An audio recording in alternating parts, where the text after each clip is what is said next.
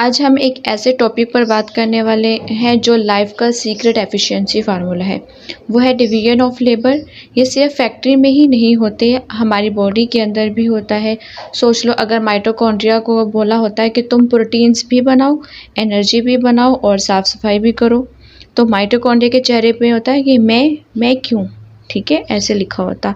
तो चलिए शुरू करते हैं और देखते हैं कि कैसे हर ऑर्गेनेली और हर सेल अपना अपना काम मास्टर लेवल पर करता है। देखते हैं division of labour with and across cell. Division of labors prefer to the specialization of different parts of a system to form specific tasks more efficiently। कि होता क्या है, मतलब जब किसी सिस्टम का अलग अलग पार्ट्स अपना अपना स्पेशल काम करे ताकि काम फास्ट और बेहतर हो जाए, इसे डिवीजन ऑफ लेबर कहते हैं। सोचो कि अगर एक रेस्टोरेंट है, उसमें कुक जो है सिर्फ कुकिंग करे, वेटर जो है सर्विंग का काम कर ले, जो कैशियर है सिर्फ पेमेंट हैंडल करे, तो काम जो है वो फास्ट हो जाएगा और गलती की जो गुंजाइश होगी वो कम होगी। It is a fundamental principle that enhance efficiency and functionality in biological system both within and across cell।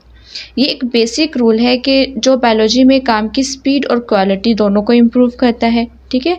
जैसे स्कूल में प्रिंसिपल, टीचर और पीएन जो है अलग अलग काम करते हैं, वैसे ही बॉडी में अलग अलग सेल्स जो हैं उनका अलग ही फंक्शन होता है।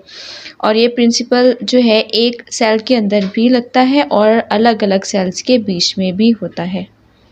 डिवीजन ऑफ लेबर्स की बात करेंगे within cells. Different organelles perform specialised function for cell survival. एक सेल के अंदर अलग अलग ऑर्गेनेलीज होती हैं, जैसे कि हमने देखा था माइटोकॉन्ड्रिया था, गोल्जी अपरेटस है, एंडोप्लाज्मिक रेटिकुलम्स हैं, राइबोसोम्स हैं, इस तरह की। और हर ऑर्गेनेली का अपना ही एक स्पेशल काम भी होता है। ये काम मिलकर सेल को ज़िंदा रखता है, जैसे कि एक सिटी में जो है हर डिपार्टमेंट अपना अपना रोल प्ले करता है। फर्स्ट पर है कि माइटोकॉन्ड्रिया जी हमने जब स्टडी किया था तो उसमें हमने देखा कि generate energy ATP through respiration. Mitochondria को हम powerhouse of the cell भी कहते हैं। क्यों? क्योंकि ये ग्लूकोज तोड़कर एटीपी बनाता है, जो सेल की एनर्जी करेंसी है, ठीक है। एनर्जी मिलती है तो ही जाकर बाकी जो ऑर्गेनेलीज होती हैं वो अपना काम कर पाती हैं। जैसे कि माइटोकॉन्ड्रिया जो है एनर्जी बनाता है, यही एनर्जी जो है राइबोसोम्स यूज़ करते हैं प्रोटीन्स बनाने के लिए। एंडोप्लाज्मिक रेटिकुलम ये जो है एक ट्रांसपोर्ट नेटवर्क है जो सेल के अंदर चीज़ों को बनाने और ले जाने का काम करता है, ठीक है। ये दो टाइप्स के हैं, रफ एंडोप्लाज्मिक रेटिकुलम और स्मूथ एंडोप्लाज्मिक रेटिकुलम। दोनों का काम अलग है लेकिन जो है वो कनेक्टेड होता है। अब रफ एंडोप्लाज्मिक रेटिकुलम्स जो होते हैं वो सिंथेसिस प्रोटीन्स, इनका रफ एंडोप्लाज्मिक रेटिकुलम की जो सरफेस होती है उस पर छोटे छोटे डॉट्स होंगे, ठीक है, जिसे हम राइबोसोम्स कहते हैं, और ये प्रोटीन्स बनाते हैं। और यही प्रोटीन्स जो होती हैं वो एंजाइम्स हैं, हार्मोन्स हैं, ये सेल का स्ट्रक्चर या उसका पार्ट बन सकते हैं, ठीक है। ये प्रोटीन बाद में फिर क्या होता है, गोल्जी अपरेटस के पास जाती हैं, वहाँ पैकिंग और डिलीवरी होती है। स्मूथ एंडोप्लाज्मिक रेटिकुलम जो होती हैं synthesis lipids and detoxify substances. Smooth endoplasmic reticulum में राइबोसोम्स नहीं होते, इसलिए ये क्या करती हैं, लिपिड्स फैट्स बनाने और हार्मफुल सब्सटेंसेस को साफ बनाने में भी एक्सपर्ट होती हैं। जैसे कि लिवर सेल्स में स्मूथ एंडोप्लाज्मिक रेटिकुलम ड्रग्स और अल्कोहल को डिटॉक्स करता है, ठीक है। स्मूथ एंडोप्लाज्मिक रेटिकुलम्स के बनाए हुए लिपिड्स भी गोल्जी में जाते हैं ताकि उनकी पैकेजिंग हो सके। Lysosomes break down waste materials and old cell parts. Lysosomes को सेल का क्लीनिंग क्रू कहते हैं, ठीक है। ये एंजाइम्स से वेस्ट तोड़कर रिसाइकिल कर देते हैं और इसके अलावा ओल्ड ऑर्गेनेलीज हैं या जर्म्स हैं उनको ये डाइजेस्ट कर देते हैं, ठीक है। गोल्जी अपरेटस से लाइसोसोम्स मतलब जो गोल्जी अपरेटस होता है वो लाइसोसोम्स बनाने में हेल्प करता है ताकि क्लीनिंग सिस्टम जो है वो रेडी रहे।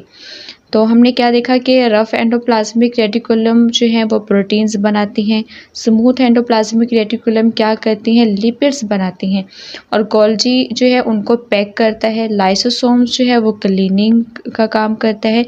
तो ये टीम वर्क ही division of labour within a cell है। In this way, the function of each organelle contributes to the cell overall survival, growth and functioning. मतलब कि हर ऑर्गेनेली अपना स्पेशल काम करती है, लेकिन सबका गोल एक ही है। वो क्या है? वो है सेल को ज़िंदा रखना, उसकी ग्रोथ करना और उसका काम जो है वो स्मूथली चलाना। ये थी division of labours within the cell. अब बात करेंगे division of labour across cells. In multicellular organisms different cell type specialised in specific roles. मतलब जब एक ऑर्गेनिज्म में बहुत सारे सेल्स होते हैं तो सब सेल एक ही काम नहीं करता, हर टाइप का सेल अपना स्पेशल काम करता है जो उसका शेप, साइज़ और स्ट्रक्चर के हिसाब से होता है। ठीक है, इस यहाँ पर देखेंगे muscle cells specialised for contraction and movement. Muscle cells में क्या देखा था हमने इससे पहले के लेक्चर्स में कि वो प्रोटीन्स फिलामेंट्स होते हैं जो कॉन्ट्रैक्ट होकर मूवमेंट बनाते हैं। अब ये हमारे चलने, दौड़ने और इवन हार्ट बीटिंग में भी हेल्प करते हैं। ठीक है, एनर्जी के लिए ये सेल्स माइटोकॉन्ड्रिया पर डिपेंड होंगे जो कि विद इन सेल्स का डिवीजन ऑफ लेबर की एग्जाम्पल है। नर्व सेल्स यानी neurons transmit messages between different body parts. Neurons जो होते हैं वो मैसेजेस भेजते हैं ब्रेन से बॉडी पार्ट्स तक और उनको वापस भी लेकर आते हैं ताकि हम जो है वो रिएक्ट कर सकें। ये क्या करते हैं कि ये इलेक्ट्रिकल इम्पल्सेस और केमिकल सिग्नल्स का यूज़ करते हैं। जैसे कि अगर आप किसी गर्म चीज़ को टच करते हो तो न्यूरॉन्स जो है सिग्नल ब्रेन तक भेजता है, फिर ब्रेन जो है वो मैसेज भेजता है ये है कि आप जो है वहाँ से हटा लें। नेक्स्ट है red blood cells carry oxygen to tissues. Red blood cells में हीमोग्लोबिन है जो ऑक्सीजन बाइंड करता है और उसे लंग्स से बॉडी के हर सेल तक ले जाता है। इससे पहले के लेक्चर्स में हमने रेड ब्लड सेल्स को पूरा डिटेल से पढ़ा था। रेड ब्लड सेल्स जो हैं वो बाइकनकेव शेप हैं, ऑक्सीजन ट्रांसपोर्ट के लिए परफेक्ट हैं। ठीक है, without red blood sales muscle cells काम नहीं कर पाते क्योंकि उन्हें ऑक्सीजन चाहिए होती है। These intracellular specializations allow organisms to perform a wide range of function efficiently. मतलब जब हर टाइप का सेल अपना काम एफिशिएंटली करता है तो पूरा ऑर्गेनिज्म बहुत सारे काम एक साथ और स्मूथली कर सकता है। ठीक है, अब आप समझ गए ना कि हर सेल और ऑर्गेनेली अपना अपना काम कैसे एफिशिएंटली करती है। इसी को तो कहते हैं टीम वर्क। जैसे एक क्रिकेट टीम में हर प्लेयर अपनी पोजीशन पर बेस्ट होता है। ठीक है, अगर एक दिन आपके जो है रेड ब्लड सेल्स ने डिसाइड किया कि आज मैं ऑक्सीजन नहीं लेकर जाऊंगा तो फिर क्या होगा? तो फिर आप तो भाई ऑक्सीजन का वेट ही करते रह जाओगे। इसलिए बायोलॉजी हमें सिखाती है कि हर काम का एक स्पेशलिस्ट होता है। ठीक है, मिलते हैं अगले लेक्चर में। तब तक के लिए माइटोकॉन्ड्रिया की तरह एनर्जी बनाते रहो, लाइसोसोम्स की तरह टेंशन्स को तोड़ते रहो। वीडियो पसंद आई हो तो लाइक, शेयर और सब्सक्राइब ज़रूर करें।